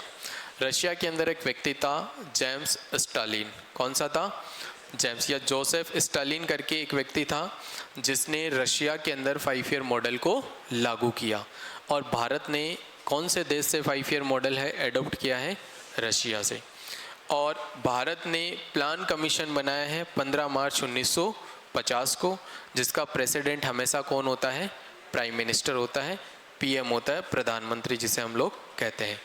और भारत ने पहली पंचवर्षीय योजना है वो कब से स्टार्ट कर दी थी, 1951 से 1956 तक। टारगेट क्या था, ऑब्जेक्टिव क्या था इसका, क्या उद्देश्य था, एग्रीकल्चर। दूसरी पंचवर्षीय योजना कब स्टार्ट हुई है, 56 से लेकर 61 तक। इसके अंदर किस ऑब्जेक्टिव है वो कौन सा था अपने पास, इंडस्ट्री। और थर्ड वाला है उसके अंदर था अपने पास एग्रीकल्चर विद सेल्फ रिलायंस, आत्मनिर्भरता के साथ कृषि करना। और इन तीनों में से सिर्फ और सिर्फ एक योजना सक्सेस हुई थी, वो कौन सी थी, पहली योजना। कब सक्सेस होगी कब फेल होगी इसके बारे में पता चला। कितनी चीजें डिसाइड करेगा ये, 2, एक टारगेट रेट और एक एक्चुअल ग्रोथ रेट। जितना टारगेट अपन लेके चलेंगे अगर उससे ज़्यादा अगर अपने को मिल गया तो मतलब योजना क्या हो गई, सक्सेस। और टारगेट से भी अगर कम आ गया तो योजना क्या हो जाती है, फेल हो जाती है। मुझे बताओ जो भी कॉम्पिटिटिव एग्जामिनेशन तुम लोग देते हो क्या वहाँ पर एक कट ऑफ क्लियर होती है क्या, कट ऑफ डिसाइड होती है। वो कट ऑफ है तुम्हारे लिए टारगेट, क्या है, टारगेट कि कम से कम इतने मार्क्स तो तुम्हारे आने चाहिए। उससे ज़्यादा वाले मार्क्स है या उतने मार्क्स वाला है क्या वो पास हो जाता है क्या, लिस्ट में नंबर आ जाएगा। और उससे चाहे पॉइंट एक ही कम हो क्या वो पूरी की पूरी तरीके से डिबार्ट हो जाता है क्या, बाहर हो जाता है, फेल हो गया। तो याद रखना टारगेट रेट से ज़्यादा या टारगेट रेट के बराबर आने का मतलब ये योजना का क्या होना, सक्सेस। अब ये ईयर कैसे कंसिडर किए जाते हैं, इसके लिए एक टर्म होता है फाइनेंशियल ईयर। फाइनेंशियल ईयर का मतलब होता है वित्तीय वर्ष।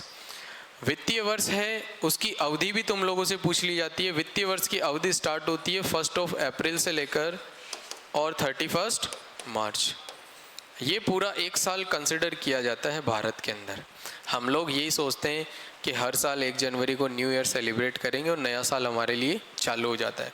बट अगर अपन इकोनॉमी की बात करते हैं तो इकोनॉमी के पॉइंट ऑफ व्यू से जो 1 ईयर कंसिडर होता है वो होता है फाइनेंशियल ईयर, जो कब से स्टार्ट होता है 1 अप्रैल से और ख़त्म कब होता है 31 मार्च।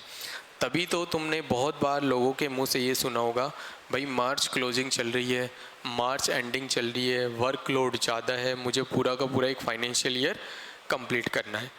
जिन भी व्यक्तियों की नेट वर्थ जो कंसिडर की जाती है कि इसकी एक साल की कुल आय कितनी है, वो भी किस बेस पे की जाती है, इस फाइनेंशियल ईयर के बेस पे की जाती है।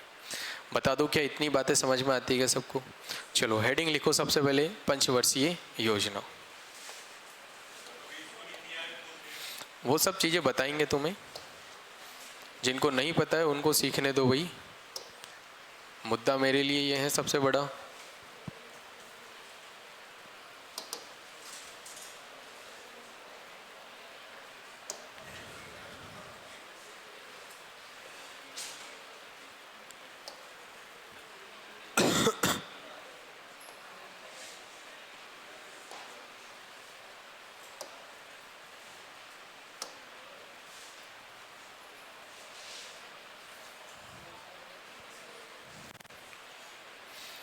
जो जो पॉइंट बता रहा हूँ उन पॉइंट पे टिक करते हुए चलोगे, वो पॉइंट नोट डाउन करते हुए चलोगे। सबसे पहले लिखोगे पहला वाला पॉइंट।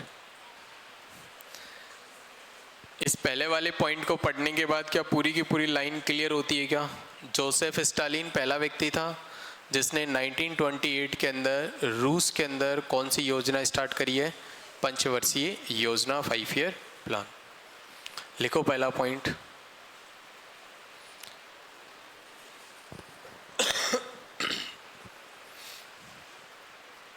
सोवियत संघ रूस का ही नाम था पहले।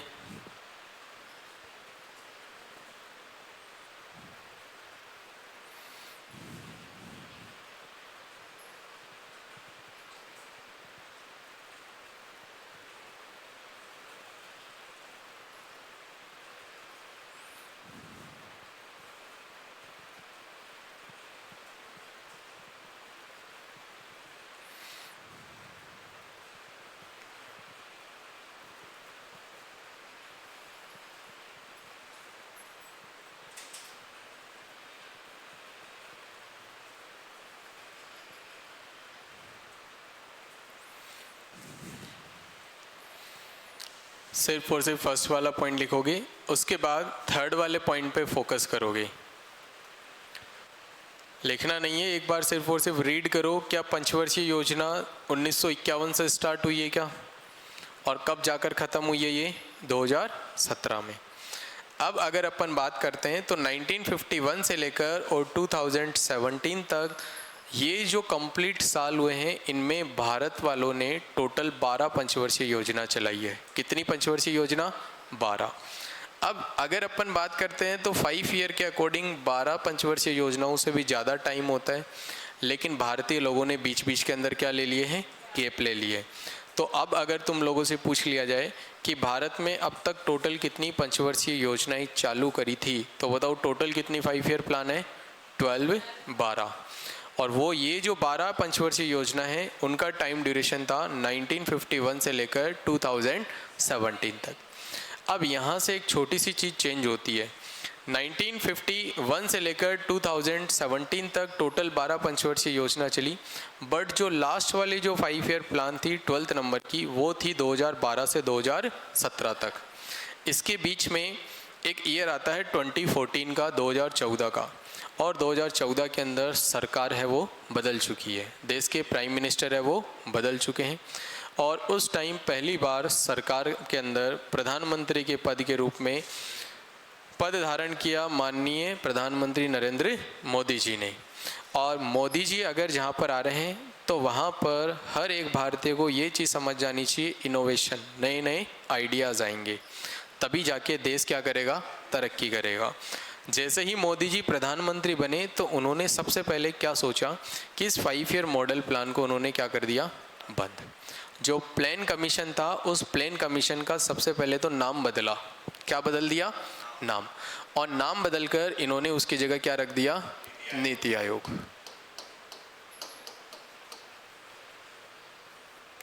क्या रख दिया? नीति आयोग। इस नीति आयोग की स्थापना की गई थी जनवरी 1, 2015, 1 जनवरी 2015 को। अब इस नीति आयोग का पूरा नाम होता है national information transform of India. ये पूरा का पूरा भारत के अंदर एक नए रूप को रिप्रेजेंट करने के लिए इसका नाम बदलकर क्या कर दिया? नीति आयोग। अब इस नीति आयोग के अंदर क्या किया गया कि इसमें योजना प्लान तो बनाया जाएगा, लेकिन फिक्स ईयर के लिए प्लान नहीं बनाया जाएगा। कि ऐसा नहीं है कि 5 साल के लिए ही प्लान बनेगा। कोई योजना ऐसी भी होगी जो 5 साल के लिए बनेगी, कोई एनुअल भी बनेगी 1 साल के लिए, कोई 2 साल के लिए भी बनेगी, कोई 10 साल के लिए भी बनेगी। तो अलग अलग टाइम ड्यूरेशन के अकॉर्डिंग इन गवर्नमेंट स्कीम को, इन योजनाओं को क्या करना स्टार्ट कर दिया? बनाना स्टार्ट कर दिया। ऐसा क्यों? क्योंकि बहुत बार पंचवर्षीय योजनाओं में ऐसा होता था कि मान लो 5 साल के लिए कोई योजना है, 1 2 3 4 5, इन 5 साल के लिए अपन ने एक योजना बनाई। अब उस योजना का आउटपुट पहले साल में अच्छा था, दूसरे साल में अच्छा है, तीसरे साल में अच्छा है, चौथे साल में अच्छा है। तो मुझे बताओ लगातार 4 साल तक तो क्या ये योजना ग्रो कर रही थी क्या? लेकिन 5वें साल कुछ ऐसी ट्रेजेडी हो जाती है कि ये बुरी तरीके से क्या हो जाती है, फेल, और इतनी ज़्यादा लॉस हो जाता है कि इन 4 साल में जो सक्सेस हुआ था वो भी पूरा का पूरा क्या चल जाता, ओवरऑल नेगेटिव में चल जाता है। तो मुझे बताओ क्या योजना फेल हो जाती है क्या सिर्फ और सिर्फ 1 साल की वजह से? अगर मैं इस 5वीं साल को काउंट ही नहीं करता तो मुझे बताओ क्या हर साल सक्सेस हो रही है तो टारगेट रेट से जो रेट थी वो ऊपर ही जाने वाली थी क्या? योजना हमारे लिए बहुत अच्छी तरीके से क्या हो जाती, सक्सेस हो जाती। इसीलिए मोदी जी ने ये जो प्लान है वो थोड़े बहुत चेंज कर दिए हैं और प्लान कमीशन का नाम बदलकर और क्या कर दिया गया है, NITI Aayog. Very very important question पूछ लिया जाएगा, नीति आयोग की स्थापना कब हुई थी? 1 जनवरी 2015। अब मुझे बताओ नीति आयोग का अध्यक्ष कौन होगा? मुझे बताओ, नाम ही तो चेंज करा है ना। तो प्लान कमीशन का अध्यक्ष पहले कौन होता था? पीएम। तो नीति आयोग का अध्यक्ष भी हमेशा कौन होगा? पीएम ही होगा। बताओ इतनी बात समझ में आ गई क्या सबको?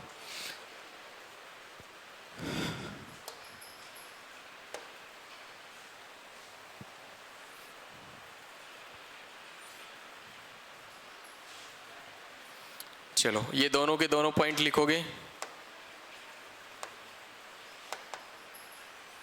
सबसे पहले ये वाला लिखो, योजना आयोग, प्लान कमीशन, इसका एस्टेब्लिशमेंट भी लिख लेना, 15 मार्च 1950। नीति आयोग का ही दूसरा नाम क्या है? Think tank. थिंक का मतलब समझते हो? सोचना, इनोवेटिव आइडियाज सोचना कि कैसे देश को और अच्छे से डेवलप किया जाए।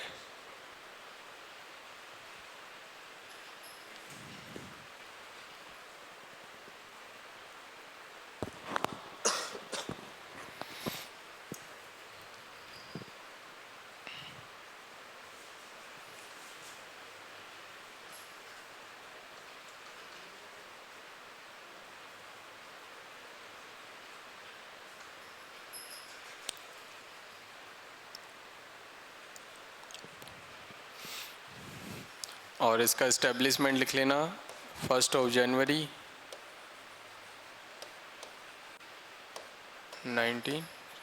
2015।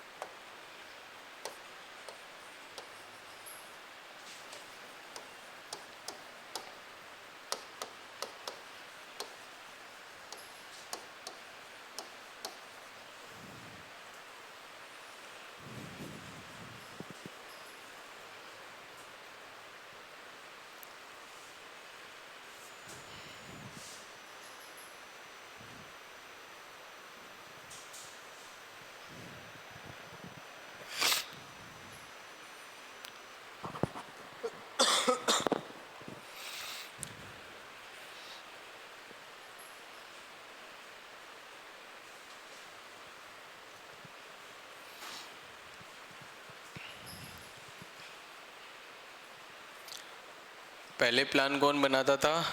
Plan commission. और अब 2015 के बाद जो प्लान बनाएगा वो कौन बनाएगा? नीति आयोग। नीति आयोग का भी हेड कौन होता है? Prime minister.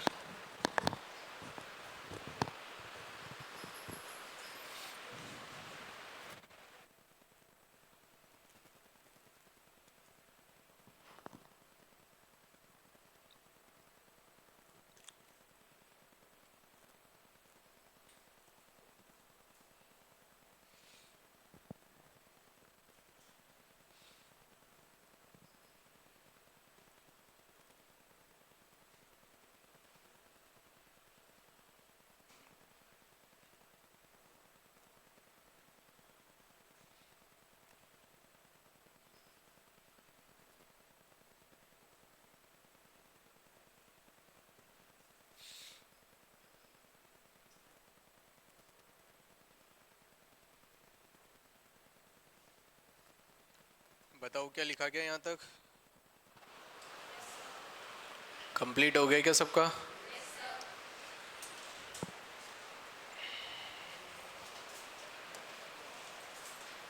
चलो नेक्स्ट हेडिंग लिखो, फर्स्ट 5 ईयर प्लान।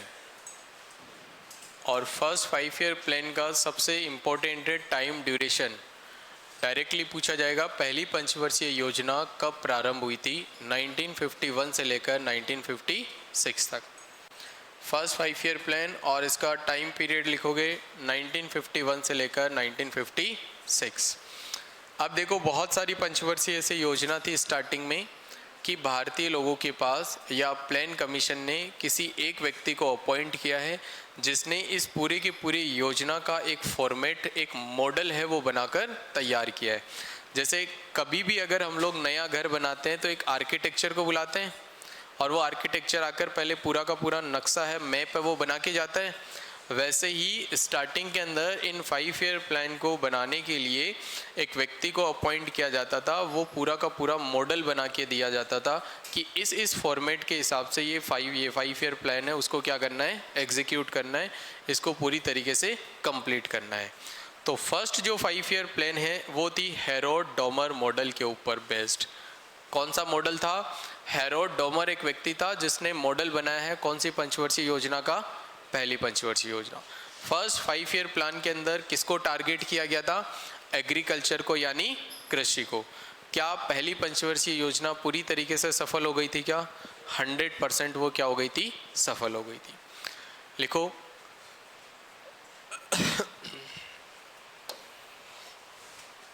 यहां से लिखना स्टार्ट करना।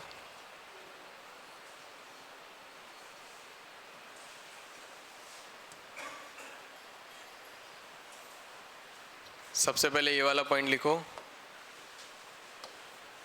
बताओ किसके ऊपर फोकस किया गया है? अब एग्रीकल्चर के लिए इन्होंने डैम बना दिया, कल्टीवेशन स्टार्ट कर दिए। डैम का मतलब समझ में आता होगा तुम लोगों को कि कोई भी अगर नदी है उसके पानी को क्या किया जाएगा? रोका जाएगा, ताकि आसपास के गांवों में उस पानी की सप्लाई की जा सके, वहाँ पर कोई वाटर प्रोजेक्ट चलाए जा सके, कोई वाटर कैनाल प्रोजेक्ट है वो चलाई जा सके। इलेक्ट्रिसिटी को प्रोड्यूस करने के लिए क्या बना दिए जाते हैं? डैम बना दिए जाते हैं।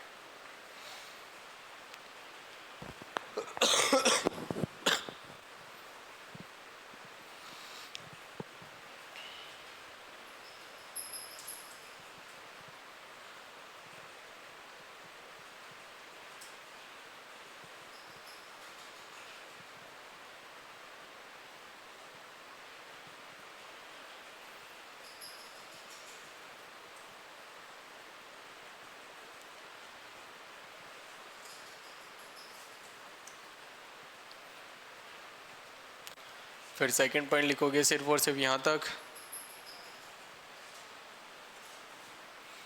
कौन से मॉडल के ऊपर बेस्ड है ये? हेरोड डॉमर मॉडल के ऊपर।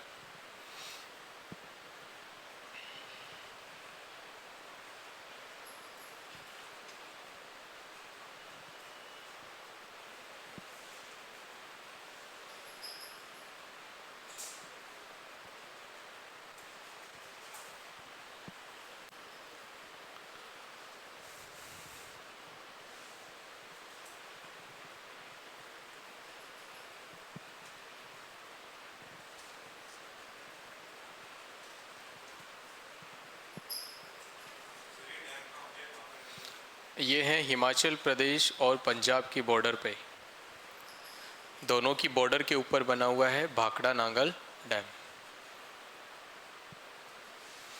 ये सारे तुम्हारे ज्योग्राफी के मुद्दे हैं, जब ज्योग्राफी हम लोग पढ़ेंगे। इस बार भी तुम्हारे पेपर थे, उनके अंदर डैम से क्वेश्चंस पूछे गए थे। सारा का सारा टॉपिक करवाया था मैंने तुम्हें।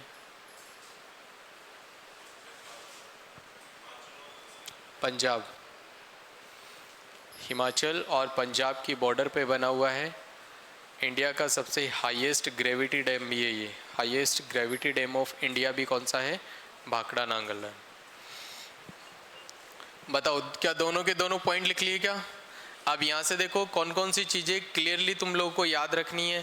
फर्स्ट 5 ईयर प्लान की टाइम ड्यूरेशन बता दो मुझे, कब से लेकर कब तक है? 51 से लेकर 56 तक। किसके ऊपर ऑब्जेक्टिव क्या था, किसके ऊपर फोकस किया गया था फर्स्ट 5 ईयर प्लान के अंदर? एग्रीकल्चर। अब देखो मैं एक चीज़ तुम्हें बता देता हूँ, थ्योरेटिकल चैप्टर है, लाइनें एज इट इज़ रटनी नहीं है। जितना शॉर्ट में बोल रहा हूँ ना, उतने ही शॉर्ट फॉर्म में तुम्हें याद रखना है कि टाइम ड्यूरेशन 51 से 56। उद्देश्य, टारगेट, ऑब्जेक्टिव क्या रखा गया था अपने पास? एग्रीकल्चर। मॉडल कौन सा? Herod-Domar model. फिर अपन बात करेंगे कि क्या इसके अंदर टारगेट रेट रखी गई थी और कितना इसके अंदर एक्चुअल ग्रोथ रेट है वो हमें देखने को मिला है। चलो बताओ, टारगेट रेट है वो कितनी रखी गई है और ग्रोथ रेट एक्चुअल में कितनी हो गई है? क्या actual growth rate target rate से ज़्यादा नज़र आती है क्या अपने को? इट मीन्स ये जो योजना है पूरी तरीके से क्या हो गई है? सक्सेस हो गई है। लिखो ये वाला पॉइंट।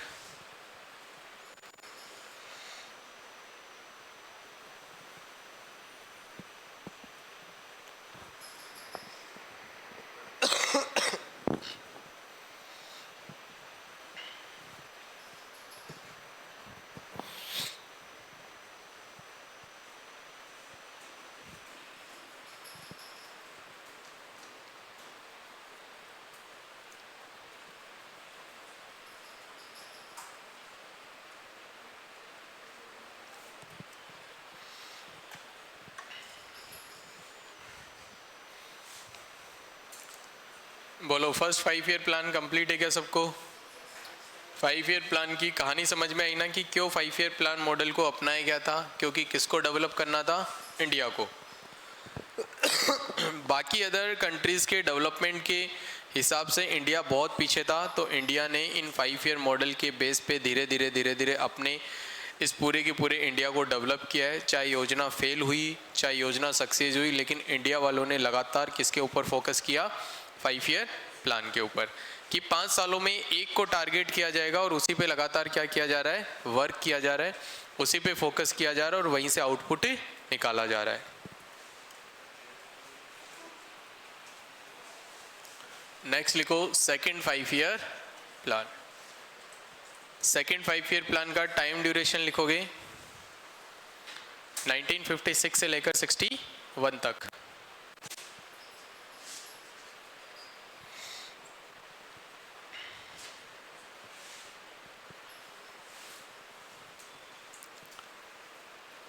जैसे ही फर्स्ट 5 ईयर प्लान खत्म हुई, उसके जस्ट तुरंत बाद ही कौन सी 5 ईयर प्लान स्टार्ट कर दी? सेकंड।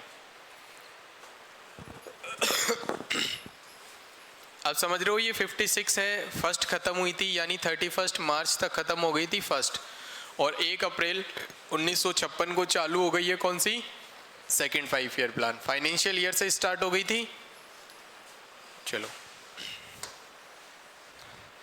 अब जैसे जैसे बोल रहा हूँ सिर्फ और सिर्फ वैसे वैसे पॉइंट लिखोगे। सबसे पहले हेडिंग लिखो ऑब्जेक्टिव, उद्देश्य। दूसरी पंचवर्षीय योजना के अंदर एक शब्द लिखोगे उद्देश्य, ऑब्जेक्टिव, एरो बना के लिखोगे औद्योगिकरण, इंडस्ट्रियलाइजेशन।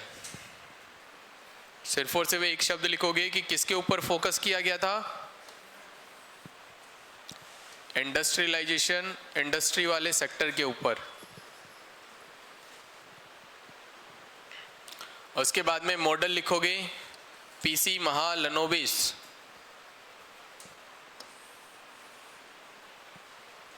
फर्स्ट जो थी 5 ईयर प्लान वो हेरोड-डॉमर मॉडल पे बेस्ड थी, और सेकंड वाली है वो किसके ऊपर बेस्ड होगी? पीसी महालनोबिस मॉडल के ऊपर।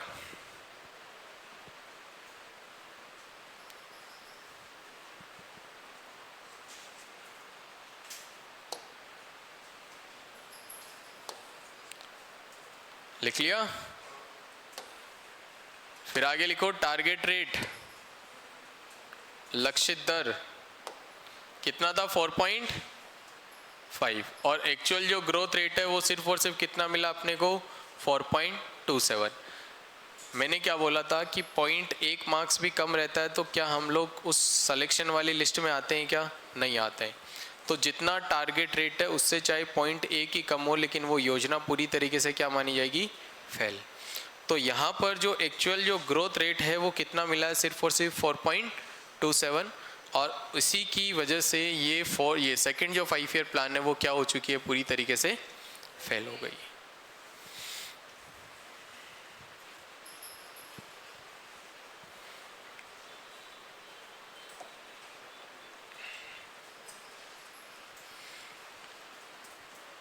लिख लिया क्या? चलो आज के लिए फिर हम लोग इतना ही पढ़ेंगे। इसके अंदर स्टार्ट मैंने कर दिया है जीके का सेक्शन। सबसे पहले कौन सा सब्जेक्ट पढ़ रहे अपन? Static GK. स्टैटिक जीके के अंदर द मोस्ट इंपॉर्टेंट टॉपिक सबसे पहले अपन ने पढ़ा था कौन सा? क्लासिकल डांस फॉर्म का। कितने क्लासिकल डांस फॉर्म बताए थे? टोटल 8। इन 8 क्लासिकल डांस से क्वेश्चन कैसे पूछा जाएगा? या तो स्टेट का नाम पूछ लिया जाएगा या फिर स्टेट देकर क्लासिकल डांस फॉर्म का नाम पूछ लिया जाएगा। सबसे ओल्डेस्ट, सबसे न्यूएस्ट, कौन से लॉर्ड को डेडिकेट है, इन्हीं सब मुद्दों से जुड़े हुए क्वेश्चंस तुम लोगों से पूछे जाएंगे। सेकंड अपन ने स्टार्ट किया है कौन सा? 5 ईयर प्लान। और 5 ईयर प्लान को स्टार्ट करने के पीछे रीज़न क्या था? इंडिया को क्या बनाना था? एक वेल डेवलप्ड कंट्री के रूप में देखना था, एक विकासशील और विकसित भारत बनाना था। इसलिए भारतीय लोगों ने प्लान कमीशन बनाया और प्लान कमीशन ने फिर प्लान करना स्टार्ट कर दिया किसको लेकर? इंडिया के डेवलपमेंट को लेकर। टोटल कितनी 5 ईयर प्लान पढ़ेंगे अपन? 12 में से कितनी कंप्लीट हो चुकी है अपने? 2। बाकी रिमेनिंग हम लोग कंप्लीट करेंगे फिर नेक्स्ट क्लास में। Thank you.